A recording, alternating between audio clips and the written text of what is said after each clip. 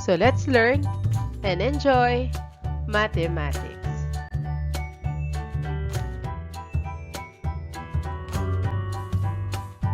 Quadratic inequalities in one variable. Illustrating quadratic inequalities in one variable on a number line. Objectives. At the end of the lesson, students should be able to: number 1, illustrate quadratic inequalities in one variable. Second, identify the solution set of quadratic inequalities on a number line.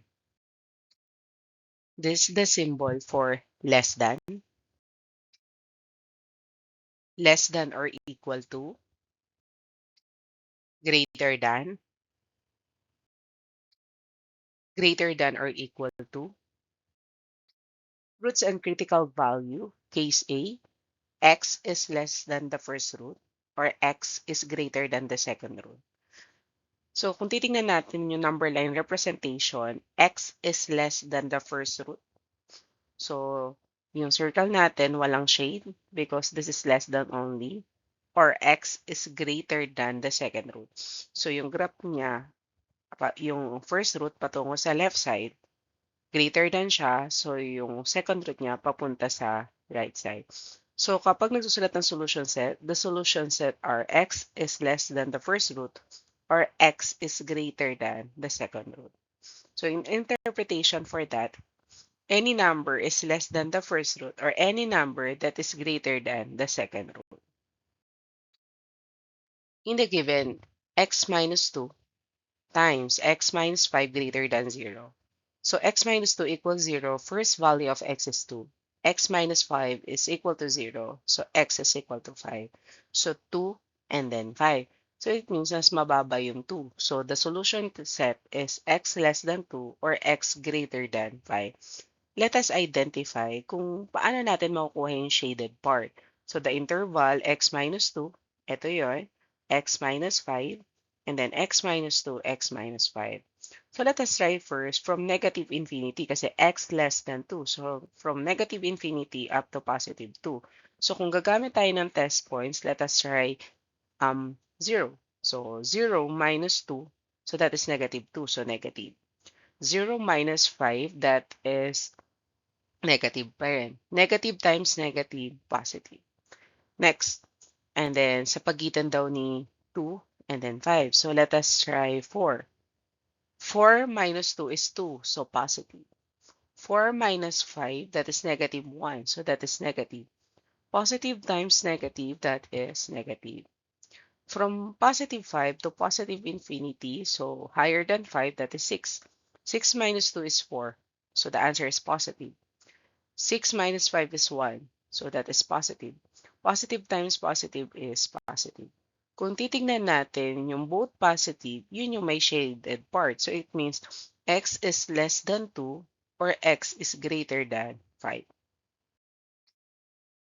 So in number line representation, that is positive 2 to negative infinity. So negative infinity to positive 2. So yung 2 walang shade. And this one from positive 5, walang shade to positive infinity. So kung in-interval yung sagot natin, from negative infinity up to positive 2, parehas na open, this one is closed. Union, from positive 5 to positive infinity. So parehas na open and close parenthesis. So kung pwede rin natin isulat using the solution set, x is less than 2 or x is greater than 5. Another example, x minus 5 and then x plus 7 greater than 0. X minus 5 equals 0, so x is equal to 5. X plus 7 is equal to 0, so x is equal to negative 7. So mas mababa yung negative 7. So the solution is x less than negative 7 or x greater than 5. So let us try kung tama ba yung sagot natin for the solution. Ito yung test points. So x minus 5, the given, x plus 7, x minus 5 times x plus 7. So first, negative infinity up to negative 7. So let us try lower than negative 7. So the lower than negative 7 is negative 8. So negative 8 plus 7, subtract, that is negative yung sign. Negative 8 minus 5, that is negative 13, negative yung sign. So, negative times negative, that is positive. Next, in between negative 7 and 5, para mas madali, that is 0. 0 plus 7, that is positive 7. So, positive. 0 minus 5, that is negative 5. Positive times negative, that is negative. Afterwards, x greater than 5. So, from positive 5 to positive infinity. So, 5 to positive infinity, higher than 5, that is 6. 6 plus 7 is 13, so that sign is positive. 6 minus 5, that is 1, so the sign is positive. Positive times positive is positive. So kung tititigan natin yung sagot natin for the solution set, x is less than negative 7 or x greater than 5. So in number line representation, so x from negative infinity up to negative 7, open, walang shade. From positive 5 to positive infinity. So the solution, x is less than negative 7 or x is greater than 5. So let us try another given, x plus 10 times x greater than 0. X plus 10 equals 0, so x equals negative 10. X is equal to 0. So the answer is negative 10 and 0. So lower is negative 10. So it means x less than negative 10 or x greater than 0. So kung ito-try natin i-identify yung sagot natin based on the interval. So x plus 10, so this is the given, and then x plus 10 times x. From negative infinity up to negative 10. So lower than negative 10 is negative 11. So negative 11 plus 10, that is negative 1. So negative. Negative 11. So it means the sign is negative. Negative times negative is positive. Negative 10 to 0. So from negative 10 to 0, lower or in between for that, pwede nating gamitin yung test point, that is negative 1. So negative 1 plus 10 is positive 9. So positive yung sign. Negative 9, so negative. Positive times negative, that is negative. From 0 to positive infinity. So higher than 0 is 1. 1 plus 10 is 11. So positive. 1. So that is positive. Positive times positive is positive. Yung dalawang nag-positive, tama yung solution set natin. X is less than negative 10 or x greater than 0. So in a number line representation, from negative infinity up to negative 10, walang shade. So circle lang. From 0 to positive infinity. So walang shade din yung nasa 0. So the solution set, x is less than negative 10 or x greater than 0. Or in an interval notation, pwede rin nating isulat from negative infinity to negative 10, open and close parentheses, union. From 0 to positive infinity, open and close parentheses. How about in case B? If x is greater than the first root and x is less than the second root. So kung gagamitin natin yung interval notation, so x is greater than the first root. So pakanan. And x is less than the second root. So ibig sabihin nun, sa pagitan daw ni first root hanggang second root. So that could be the solution. So the interval notation, open parentheses, first root, and then second root, and then close parentheses. In the given, x minus 3 times x minus 2 less than 0. X minus 3 equals 0. So x is equal to positive 3. X minus 2 is equal to 0. So x equals to positive 2. So the zeros are 2 and then positive 3. So let us use the 10 test points to identify saan bang value yung interval na ito. So this is x minus 3, x minus 2, x minus 3, and x minus 2. If that is less than, ibig sabihin yun, the answer is lower than 0. So it means that is negative. So dapat magne-negative. Kung saan yung part nag-negative, yun yung solution. So from negative infinity up to positive 2, so it means kung magte-test tayo ng points, so let us try positive 1. So 1 minus 3, that is negative 2, so negative. 1 minus 2 is negative 1, so negative. Negative times negative, positive. Next, between 2 and 3. So kung 2 and 3 yan, so that becomes 2.5 sa pagitan. So 2.5 minus 3 is negative 0.5. And then 2.5 minus 2 that is positive 0.5. Negative times positive, that is negative. Higher than 3, that is 4. So 4 minus 3, 1. So that is positive. 4 minus 2 is 2. So that is positive. Positive times positive is positive. So nagkaroon ng negative dito, lower than 0. So that is negative. So ibig sabihin yung interval ay nandito sa 2 and then 3. So using the number line representation for x minus 3, x minus 2 less than 0, so that is x is greater than 2 and x is less than 3. So sa representation natin ng graph, between 2 and then positive 3. So nandito yung sagot. So the solution, kapag ilalagay natin, the solution, x is greater than positive 2 but less than 3. Yung sulat niya, makikita natin na 2 less than x less than 3. Pag binasa, x is greater than 2 but less than 3. In an interval notation, walang shade yan because this is only less than. So kung walang shade, so parenthesis 2, 3. We have the given x plus 4 times x minus 1 less than 0. X plus 4 is equal to 0, so x equals negative 4. X minus 1 is equal to 0, so x is equal to positive 1. So negative 4 and positive 1. So kung aalamin natin kung alin yung part ng number line natin, so una, kunin natin yung x plus 4, x minus 1, and this one, x plus 4 times x minus 1. So kung titigan natin yung interval from negative infinity up to negative 4, from negative 4 to positive 1, and from positive 1 to positive infinity. Lower than negative 4 is negative 5. So let us try. Negative 5 plus 4, that is negative 1. Negative 5 minus 1, that is negative 6. Negative times negative, that is positive. Next is in between negative 4 and positive 1. So let us try 0. 0 plus 4, that is positive. 0 minus 1, that is negative. Positive times negative, that is negative.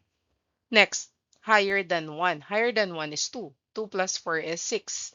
So positive. 2 minus 1 is 1. So positive. Positive times positive, that is negative. So nagkaroon ng negative dito, ibig sabihin nun, nasa pagitan ni negative 4 and positive 1. If that is from negative 4 up to positive 1, so x is greater than negative 4 and x is less than 1. So kung ilalagay natin siya in a number line representation, walang shade from negative 4 up to positive 1. So the solution, that is x is greater than negative 4 but less than 1. In the interval notation, so nasa pagitan, so open parenthesis negative 4 and then positive 1 close parenthesis. In the given x minus 5 times x plus 3 less than 0, x minus 5 is equal to 0, so x is equal to positive 5. X plus 3 is equal to 0, so x equals negative 3. So para malaman natin yung test point, so we have the interval from negative infinity up to negative 3, from negative 3 up to positive 5, and from positive 5 to positive infinity. We have the given, that is x minus 5, x plus 3, and then we need to multiply x minus 5 times x plus 3. So lower than negative 3, that is negative 4. So negative 4 minus 5, that is negative 9. So the sign is negative. Negative 4 plus 3, that is negative 1. So that is negative. Negative times negative, that is positive. In between negative 3 and then 5, so pwede 0. So 0 minus 5, that is negative. 0 plus 3, that is positive. Negative times positive, that is negative. Higher than 5, that is equal to 6. So 6 minus 5, that is 1 positive. 5 plus 3, that is equal to 8 positive. Positive times positive, that is positive. So it means dito nagkaroon ng negative in between negative 3 and positive 5. If that is from negative 3 up to positive 5, so x is greater than negative 3 and x is less than 5. So using the number line representation, so represent natin siya from negative 3 up to positive 5. If that is from negative 3 up to positive 5, walang shade. So negative 3 hanggang positive 5. So the solution, x is greater than negative 3 but less than 5. And then in the interval notation, open parenthesis negative 3 and then positive 5 close parenthesis. How about the case C? if x is greater than or equal to the first root or x is less than or equal to the second root. So kung tititigan natin, all real numbers are greater than or equal to the first root or less than or equal to the second root. So it means may shade na ngayon yung ating number line representation. So the first root and then the second root may shade. So pwede rin naman ito yung first root and then the second root. Close yung circle because that is greater than or less than. So yung ating inequality, that is x is less than or equal to the second root or x is greater than or equal to the first root. So second root is less than the first root. In the given value, x minus 3 times x minus 2 greater than or equal to 0. X minus 3 is equal to 0, so x equals positive 3. X minus 2 is equal to 0, so x is equal to positive 2. We have x minus 3, we have x minus 2, and then x minus 3 times x minus 2.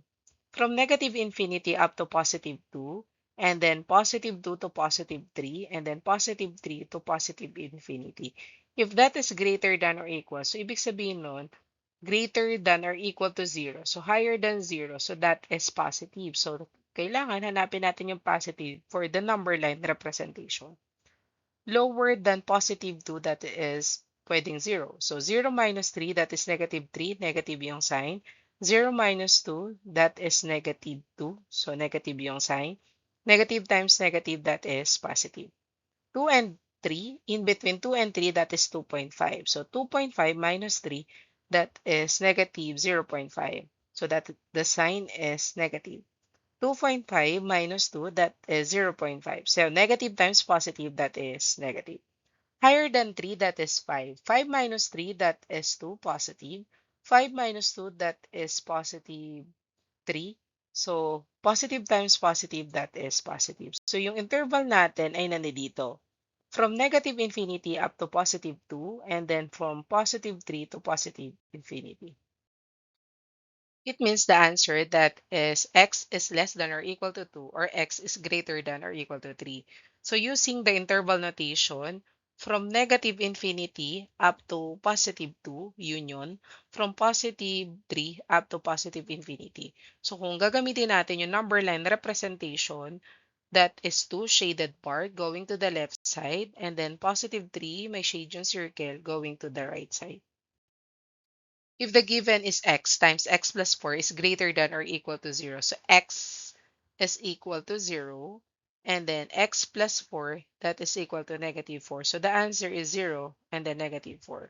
So the given interval, that is x and then x plus 4, from negative infinity up to negative 4, from negative 4 to 0, and then from 0 to positive infinity. So this is greater than, so kailangan greater than 0, so positive dapat para sa number line representation. From negative infinity up to negative 4, lower than negative 4, that is negative 5. So negative 5, so the sign is negative. Negative 5 plus 4, that is negative 1, the sign is negative. Negative times negative, that is positive. Negative 4 to 0, so in between negative 4 and 0, that is negative 1. So x is equal to negative 1, so negative 1. So the sign is negative. Negative 1 plus 4, that is positive 3. So the sign is positive. Negative times positive, that is negative. From 0 to positive infinity, so let us try 1. So x is equal to 1. So 1, so that is positive. 1 plus 4, that is 5, that is positive. Positive times positive, that is positive. So kung tititigan natin yung sagot, nandito siya sa positive. From negative infinity to negative 4, and then from 0 to positive infinity. So using the number line representation, from negative infinity up to negative 4, and then from 0 to positive infinity. So may shade yung negative 4, may shade yung 0. So it means in our interval notation, we have from negative infinity up to negative 4, and then from 0 to positive infinity. X plus 3 times x plus 11 greater than or equal to 0. X plus 3 is equal to 0, so x equals negative 3. X plus 11 equals 0, so x is equal to negative 11. So the answer is negative 3 and negative 11. So let us try. So saan yung ating number line representation? We have the interval that is from negative infinity up to negative 11, from negative 11 to negative 3, and then from negative 3 to positive infinity. So we have the given that is x plus 11, x plus 3, and then we need to multiply x plus 3 times x plus 11. So lower than negative 11, that is negative 12. So negative 12 plus 11, that is negative 1, the sign is negative. Negative 12 plus 3, that is negative 9, the sign is negative. Negative times negative, the answer is positive. It be in between negative 11 to negative 3, so let us try, that is negative 4. Negative 4 plus 11, that is positive 7. So positive yung sign. Negative 4 plus 3, negative 1. So the sign is negative. Positive times negative, the answer is negative. Higher than negative 3, that is 0. So 0, try natin yung 0. 0 plus 11, that is positive 11, positive yung sign. 0 plus 3, the answer is 3, positive yung sign.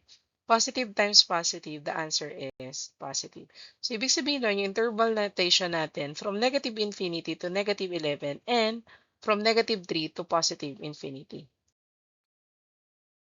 So in the number line representation, from negative infinity to negative 11, may shade yung negative 11. And then from negative 3 to positive infinity, so may shade yung negative 3. Our interval notation, that is negative infinity to negative 11, union from negative 3 up to positive infinity. In a case D, we have x is greater than or equal to the first root and x is less than or equal to the second root. So in our interval notation, from first root to the second root. So ang drawing natin, bracket, bracket, first root, comma, second root, and then bracket. And then our number line representation from the first root to the second root. So may shade yung first root, may shade yung second root, and then yung representation natin mula sa first root up to the second root. Kaya may shade because the value is included for the first root and the second. If we have the given that is x minus 3 times x minus 2, we have the value that is 3 and 2. So let us check. So less than or equal. If that is less than or equal to 0, that is negative. So dapat mag-negative. So we have the x minus 3, x minus 2, and then x minus 3 times x minus 2. From negative infinity up to positive 2, from positive 2 to positive 3, and then from positive 3 to positive infinity. So let us check. So kung tititigan natin yung value, lower than 2, that is 1. 1 minus 3, that is negative 2, negative. 1 minus 2, that is negative 1, negative. Negative times negative, that is positive. 2 and 3, in between 2 and 3, that is 2.5. 2.5 minus 3, that is negative 0.5. 2.5 minus 2, that is 0.5. Negative times positive, that is negative. Higher than 3, pwedeng 7. 7 minus 3, that is 4, positive. 7 minus 2, that is 5, positive. Positive times positive, that is positive. So, less than or equal yung symbol natin. Ibig sabihin nun, lower than 0, so that is negative. So, yung interval natin is nasa pagitan ni 2 and then 3.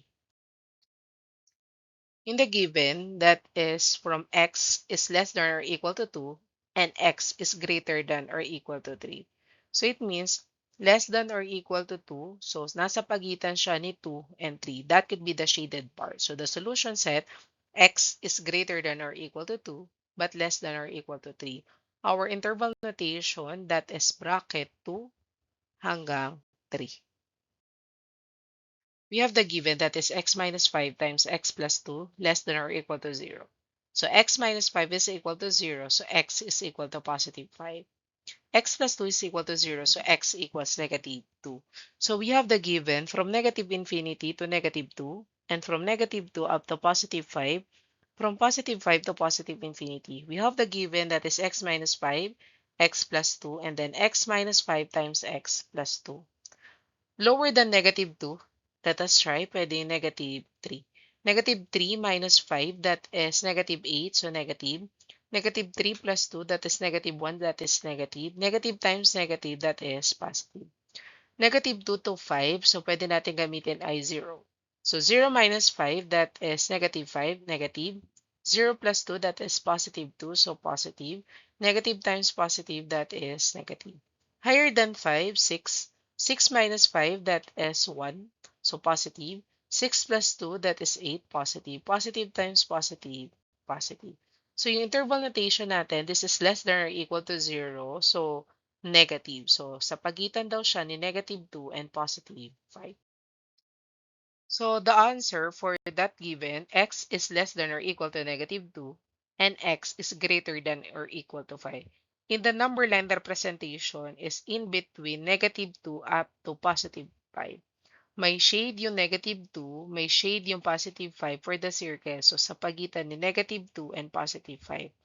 Our solution is x is greater than or equal to negative 2 but less than or equal to 5. In an interval notation, that is bracket because my shade, bracket negative 2 up to positive 5 bracket. How about if the given is x times x minus 4 less than or equal to 0? So the zeros are 0 and positive 4. So it means that is from negative infinity to 0, 0 to positive 4, and positive 4 to positive infinity. X minus 4, x times x minus 4. Lower than 0, that is negative 1. So x is equal to negative 1, that is negative.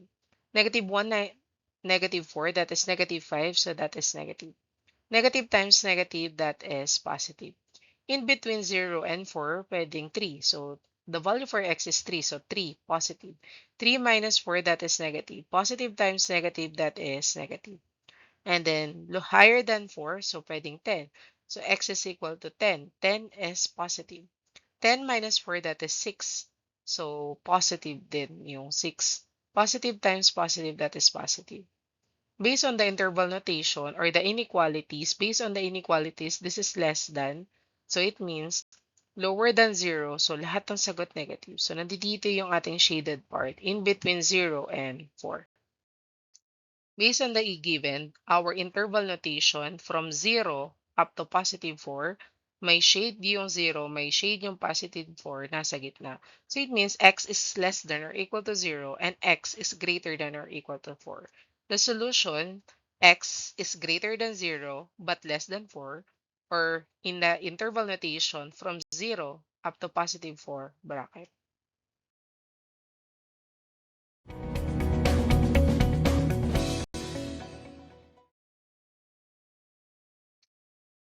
Instruction: answer the following questions. Provide your answers in the comment section.